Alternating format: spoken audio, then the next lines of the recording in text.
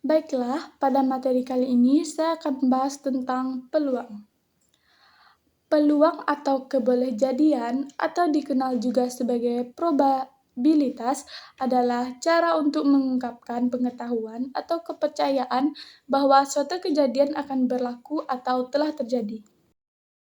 Rumus dari peluang itu sendiri yaitu PA sama dengan NA per NS, yaitu pembagian jumlah ruang sampel dengan jumlah ruang semesta kejadian peristiwa. Membahas mengenai peluang tidak terlepas dari percobaan, ruang sampel, dan juga kejadian. Baiklah, materi pertama salah satunya yaitu peluang kombinasi.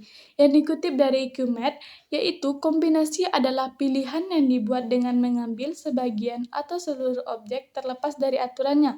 Oleh karena itu, bisa dikatakan bahwa peluang kombinasi merupakan cara menyusun atau mengambil objek tanpa memperhatikan urutannya terlebih dahulu. Baiklah, langsung saja masuk kepada soalnya. Nah, yang sama-sama kita ketahui bahwa kombinasi tidak memperhatikan urutannya. Baiklah, masuk pada soal. Dari 8 orang siswa yang dipilih, hanya 3 orang yang dipilih untuk mewakili sekolah dalam lomba matematika. Banyak susunan perwakilan yang mungkin terbentuk adalah, di sini kita menggunakan rumus kombinasi, yaitu CNR sama dengan N faktorial per R faktorial N kurang 1 faktorial. Di sini dari 8 orang yang dipilih 3 orang. Nah, menjadi 8C3 itu sama dengan 8 faktorial per 3 faktorial, 8 dikurangi 3 faktorial. Menjadi 8 kali 7 dikali 6 dikali 5 dikali 4 dikali 2 dikali 1. Nah, 8 kurang 3 itu 5 faktorial per 3 dikali 2 dikali 1. Selanjutnya yang 5 tadi 5 dikali 4 dikali 3 dikali 1. Nah, di sini kita bisa coret yang 6 dibagi 3 itu sama dengan 2. 2 dengan 2 itu habis ya teman-teman, mengisikan 8 dikali 7 yaitu. Namun ada rumus cepatnya loh teman-teman, yaitu 8C3 itu kita bikin 3 garis dulu dari angka 3-nya itu, kemudian kita beri 8 angka tapi mundur ya teman-teman, seperti rumus permutasi berat. Nah, yang di bawahnya kita beri penyebut dari yang kecil ke yang besar, berarti 1, 2, 3. Nah, di sini kita bisa menyederhanakannya ya teman-teman. Berarti 2 dengan 6 sama dengan 3 dan 3 dengan 3 sama habis ya teman-teman. Berarti tinggal 8 dikali 7 yang hasilnya 56. Nah, baik seperti itu ya teman-teman. Baik, selanjutnya saya akan menjelaskan tentang permutasi. Permutasi adalah cara menyusun suatu percobaan atau kejadian dengan memperhatikan urutan. Nah, di sini permutasi. Ingat, berarti memperhatikan urutan. Nah, pada permutasi, kasus AB tidak sama atau tidak beda dengan BA. Dan pada bilangan angka 12 tidak sama dengan 21. Meskipun angka penyusunnya itu sama-sama 1 dan 2. Nah, untuk rumusnya sendiri itu seperti permutasi R unsur dari N unsur yang tersedia dapat dituliskan seperti ini atau seperti ini atau seperti ini. Dengan R kurang sama dengan N. Dan rumusnya seperti ini. Permutasi R unsur dari N unsur sama dengan N faktorial dibagi dalam kurung N dikurang R tutup kurung faktorial. Oke, perhatikan contoh berikut ini. Dalam suatu organisasi akan dipilih seorang ketua, seorang sekretaris, dan seorang bendahara dari 7 orang calon yang memenuhi kriteria. Berapakah banyak susunan kepengurusan yang mungkin dari 7 orang calon yang tersedia? Nah, pada soal ini dapat kita selesaikan dengan cara permutasi, yaitu penyelesaiannya, yaitu teman-teman dapat perhatikan misalnya calon dari kita misalnya itu A, B, C, D, E, F, G. Misalnya yang tertulis sebagai ketua yaitu A, kemudian yang tertulis sebagai sekretaris yaitu B, dan bendahara adalah C. Ini berbeda kasus ketika ketuanya adalah B, sedangkan sekretarisnya yaitu C, dan bendaharanya yaitu A.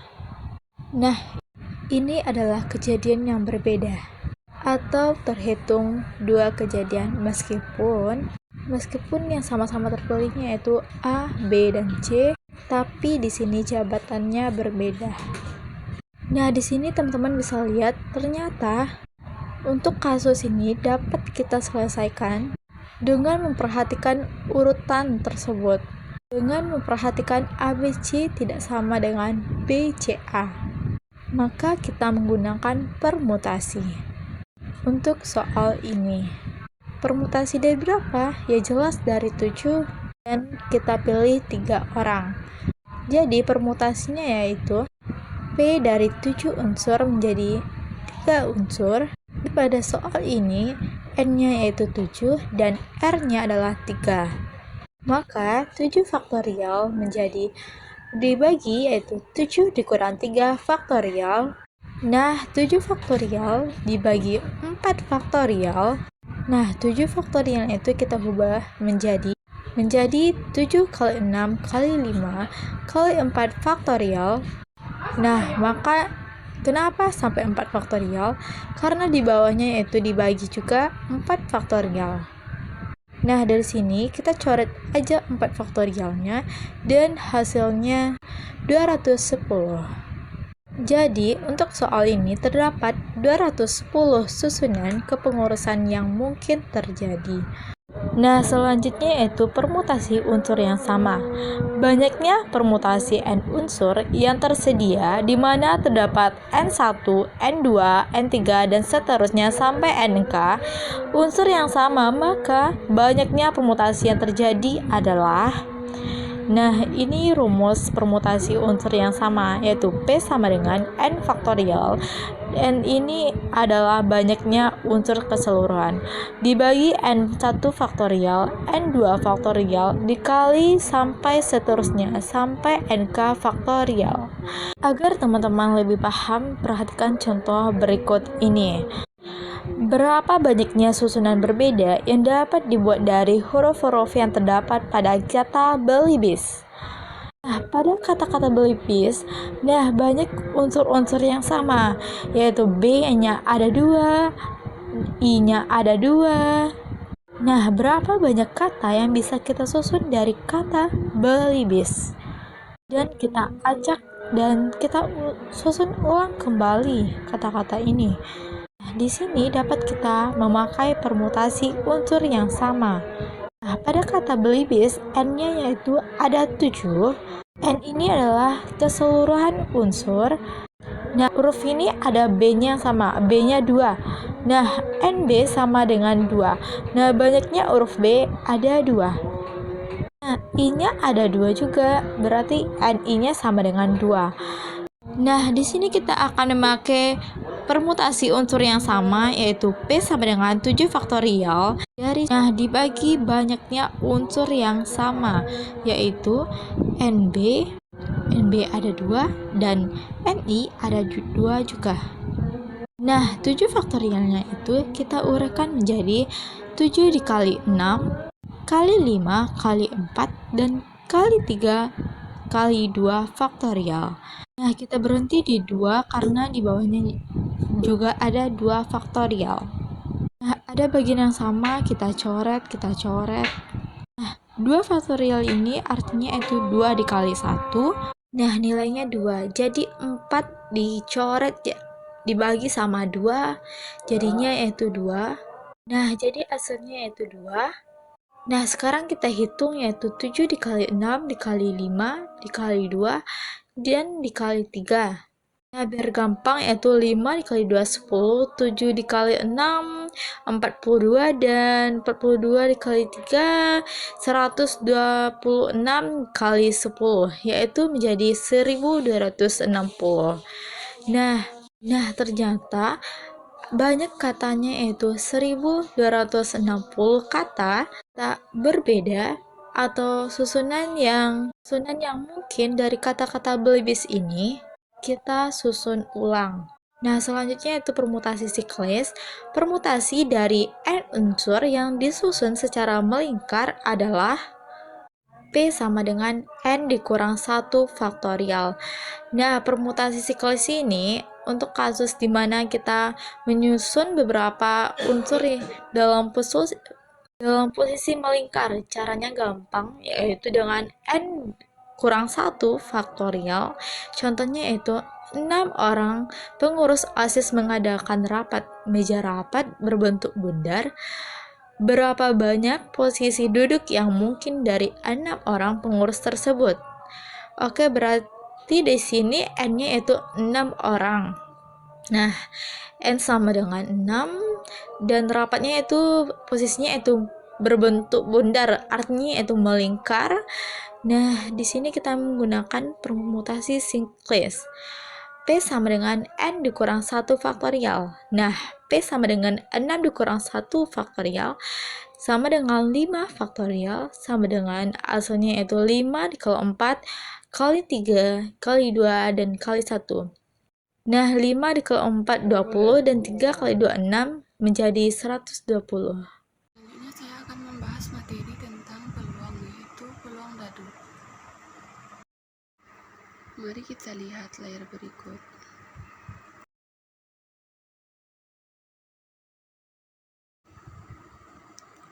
Peluang satu kejadian antara perbandingan banyaknya kejadian yang diamati dengan banyaknya kejadian yang mungkin terjadi. Peluang satu kejadian A dengan ruang sampel S dirumuskan sebagai berikut, yang keterangannya sebagai berikut. Lalu, peluang suatu kejadian bukan A yang diketahui A aksen adalah kejadian yang bukan kejadian A. Maka, PA tambah PA aksen sama dengan 1. PA aksen merupakan kejadian yang bukan kejadian A. Contohnya yaitu sebuah dadu yang dilempar, maka tentukanlah peluang yang muncul angka ganjil. Nah, berikut contohnya. Dan hasil dari PA yaitu 1/2. Jadi peluang muncul angka ganjil pada percobaan sebuah dadu adalah setengah. Contoh yang kedua adalah percobaan melempar 2 uang logam secara bersamaan. Tentukan peluang kejadian muncul AA. Penyelesaiannya dapat dibuat dengan tabel berikut. Mata uang K 1 dan 2.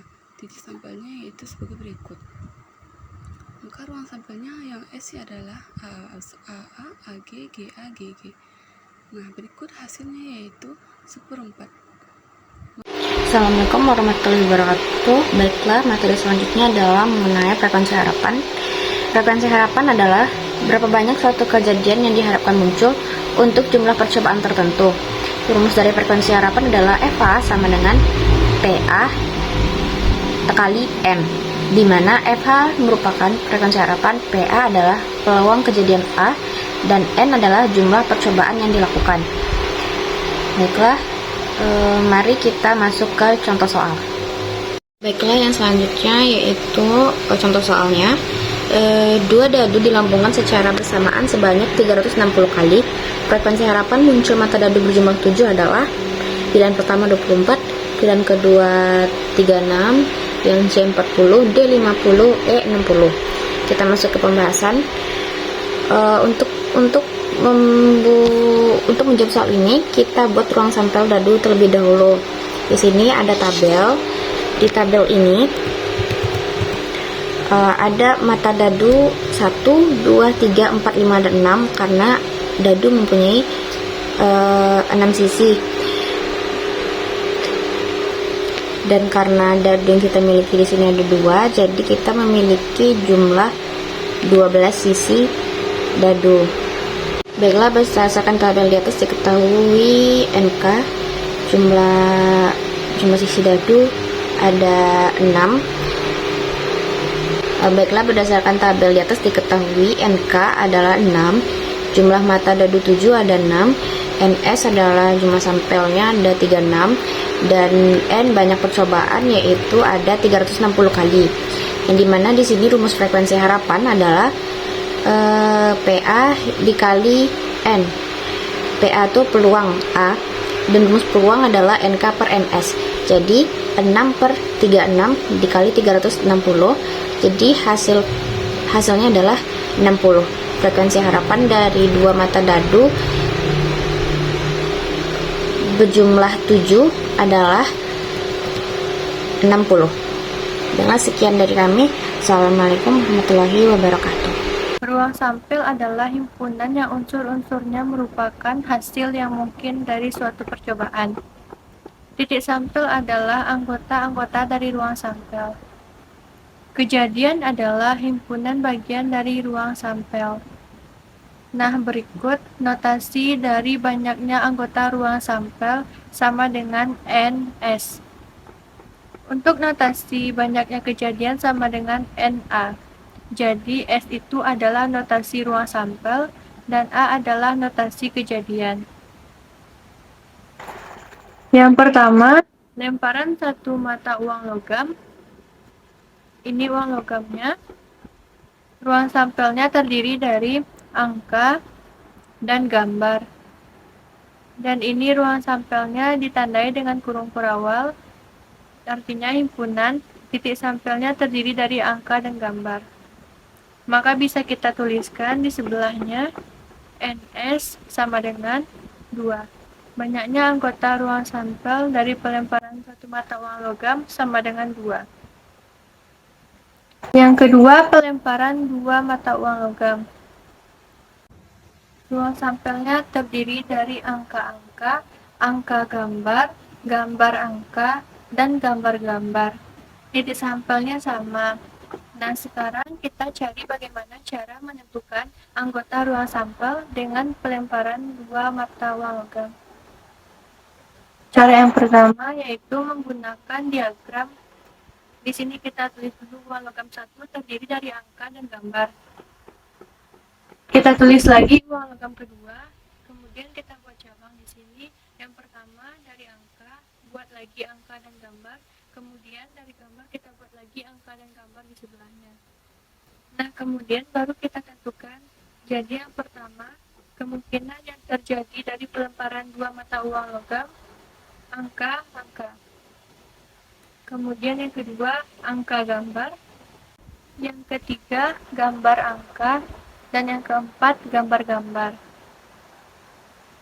Atau bisa juga kita gunakan cara kedua, yaitu dengan menggunakan tabel. Kita tulis seperti ini. Jadi untuk logam yang pertama, dan ini untuk logam yang kedua. Jadi ya, angka-angka.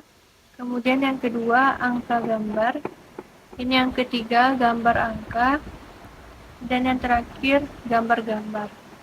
Maka banyaknya anggota ruang sampel sama dengan 4.